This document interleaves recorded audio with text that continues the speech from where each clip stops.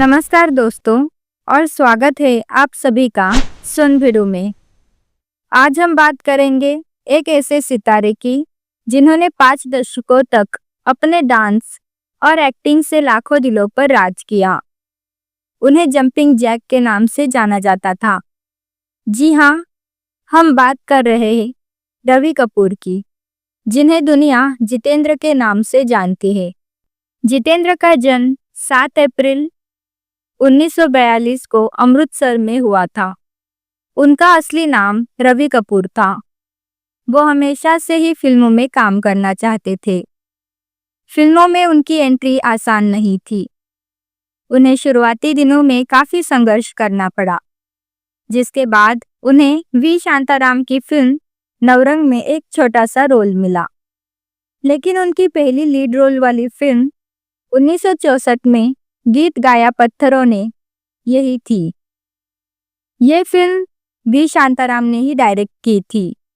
इस फिल्म के बाद उन्हें लोगों ने जंपिंग जैक कहना शुरू कर दिया, क्योंकि वो डांस फ्लोर पर इतना कूदते थे कि जैसे वो कोई जैक हो। 1960 के दशक में जितेंद्र ने अपनी पहचान एक बेहतरीन डांसर और रोमांटिक हीरो के रूप में बनाई। उनकी फिल्मों में सिर्फ एक्टिंग नहीं, बल्कि उनके डांस मूव्स भी खास होते थे। उनकी फिल्में जैसे औलाद, दो भाई और सबसे यादगार हिम्मतवाला ने बॉक्स ऑफिस पर धूम मचा दी। हिम्मतवाला ने उन्हें एक अलग ही लेवल पर पहुंचा दिया। जितेंद्र का करियर 1980 के दशक में श्रीदेवी और जया प्रदा के साथ उनकी जोड़ी के लिए सबसे ज्यादा जाना जाता था। इन तीनों ने मिलकर ऐसी कई फिल्में दी जो बॉक्स ऑफिस पर सुपरहिट साबित हुई। इनमें तोहफा, मवाली, जानी दोस्त, धर्म और कानून और मजाल जैसी फिल्में शामिल है। ये तीनों स्टार्स जब भी साथ आते थे तो जादू कर देते थे।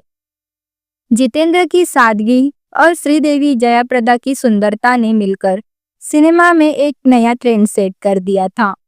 जितेंद्र ने अपने करियर में कई ऐसी फिल्में दी जिन्होंने बॉक्स ऑफिस पर तहलका मचा दिया। उनकी सफलता की शुरुआत 1960 के दशक के आखिर में हुई। फर्ज 1967 यह फिल्म जितेंद्र के करियर की सबसे बड़ी हिट फिल्मों में से एक थी। इसका बॉक्स ऑफिस पर शानदार प्रदर्शन रहा। इस फिल्म में उन्होंने एक सीक्रेट एजेंट का किरदार निभाया था।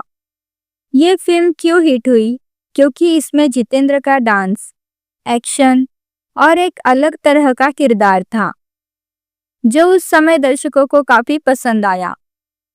हिम्मतवाला 1983 ये फिल्म जितेंद्र के करियर का टर्निंग पॉइंट मानी जाती है।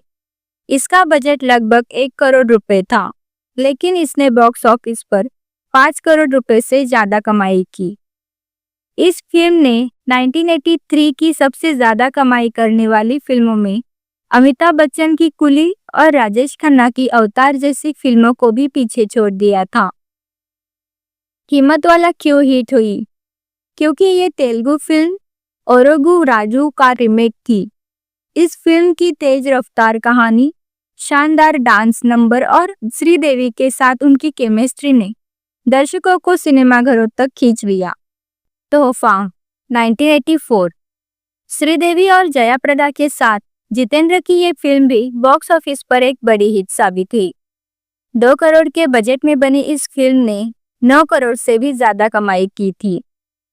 इस फिल्म की सफलता का श्रेय 2 अभिनेत्रियों के बीच एक ही हीरो को लेकर होने वाले ड्रामा को दिया जा सकता है, जो उस समय एक नया कंसेप्ट था। कारवां 1971 इस फिल्म को भी बॉक्स ऑफिस पर बड़ी सफलता मिली थी। ये सिर्फ भारत में ही नहीं, बल्कि चीन में भी बहुत पॉपुलर हुई थी। रिपोर्ट्स के मुताबिक चीन में इसके 8.8 करोड़ से ज्यादा टिकट बिके थे। इस फिल्म की हिट होने की वजह इसका अनोखा प्लॉट और शानदार संगीत था। हालांकि उनके सफल करियर में कई ऐसी फिल्में भी थीं जो बॉक्स ऑफिस पर असफल रही। इन असफलताओं ने उन्हें सुपरस्टार्स का दर्जा नहीं दिया। कुछ रिपोर्ट्स के मुताबिक जितेंद्र ने एक ही तरह के किरदार निभाए जो बाद में दर्शकों को बोरिंग लगने लगे। उनकी कुछ फिल्में जैसे गुनाहों का देवता, बूंद जो बन गए मोती और मेरा पति सिर्फ मेरा है ने बॉक्स ऑफिस पर अच्छा प्रदर्शन नहीं किया। जितेंद्र के करियर में कई हिट फिल्मों के बावजूद उनका सुपरस्टार का दर्जा हासिल न कर पाने का एक बड़ा कारण उनकी फ्लॉप फिल्मों की लंबी लिस्ट थी। गुनाहों का देवता 1967 और बूंद जो बन गए मोती 1967 ये फिल्में उनकी हिट फिल्म फर्ज के लगभग उसी समय आई थी, लेकिन बॉक्स ऑफिस पर बुरी तरह असफल रही क्योंकि इन फिल्मों में जितेंद्र की छवि उनके जंपिंग जैक वाले अंदाज से काफी अलग थी, जो दर्शकों को पसंद नहीं आया। मेरा पति सिर्फ मेरा है 1990 ये फिल्म 1990 में आई थी जब जितेंद्र का करियर ढलान पर था। इस फिल्म में कहानी बहुत कमजोर थी और बॉक्स ऑफिस पर यह बुरी तरह फ्लॉप हुई। ये साबित करता है कि सिर्फ स्टार पावर से फिल्म नहीं चलती, अच्छी कहानी भी जरूरी है। दीदार ए प्यार 1982 इस फिल्म में रेखा, ऋषि कपूर और जितेंद्र थे, लेकिन ये बुरी तरह फ्लॉप रही। कहा जाता है कि इस फिल्म का बजट बहुत ज्यादा था और कहानी बहुत पुरानी थी, जो दर्शकों से कनेक्ट नहीं कर पाई। इन हिट और फ्लॉप फिल्मों को देखकर ये साफ है कि जितेंद्र की सफलता उनकी फिल्मों की कहानियों और उनके अनूठे डांस स्टाइल पर निर्भर थी। जब भी उन्होंने एक तरह के किरदार निभाए या पुरानी कहानियों पर काम किया, तो उनकी फिल्में फ्लॉप हो गई। जितेंद्र का स्टाइल हमेशा ही सबसे अलग था। वो सफेद टी शर्ट और सफेद जूते पहनते थे। ये उनका स्टाइल स्टेटमेंट बन गया था। लोग कहते थे कि जितेंद्र की एक्टिंग भले ही औसत हो, लेकिन उनका डांस और स्टाइल सबसे अलग है। उनके डांस मूव्स ने भारतीय सिनेमा में डांस का एक नया युग शुरू किया था।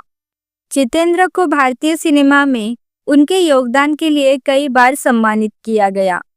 उन्हें 2 बार लाइफ टाइम अचीवमेंट अवार्ड से सम्मानित किया गया है। ये सम्मान उनकी मेहनत और उनके लंबे करियर की निशानी है। हालांकि उनकी कई फिल्में असफल रही, लेकिन उनकी मेहनत और काम के प्रति उनकी लगन ने उन्हें हमेशा सफल बनाए रखा। जितेंद्र के बारे में एक बात मशहूर है कि वो बहुत ही अनुशासित अभिनेता थे। वो समय के पाबंद थे और हमेशा सेट पर समय पर पहुंचते थे। धर्मेंद्र ने एक बार कहा था कि जितेंद्र अपनी फिटनेस के लिए बहुत जागरूक थे। वो अपनी डाइट पर भी बहुत ध्यान देते थे। उनकी इसी मेहनत, लगन ने उन्हें एक सफल अभिनेता बनाया। आज भले ही जितेंद्र फिल्मों में कम नजर आते हो, लेकिन उनकी फिल्में आज भी दर्शकों के बीच मशहूर है। जितेंद्र के करियर से हमें ये सीख मिलती है कि सिर्फ सफलता ही सब कुछ नहीं है, बल्कि उस काम के प्रति आपका समर्पण और जुनून मायने रखता है। भले ही जितेंद्र को कभी सुपरस्टार का दर्जा नहीं मिला, लेकिन हिंदी सिनेमा में उनका योगदान अविस्मरणीय है। तो दोस्तों, आज के लिए बस इतना ही।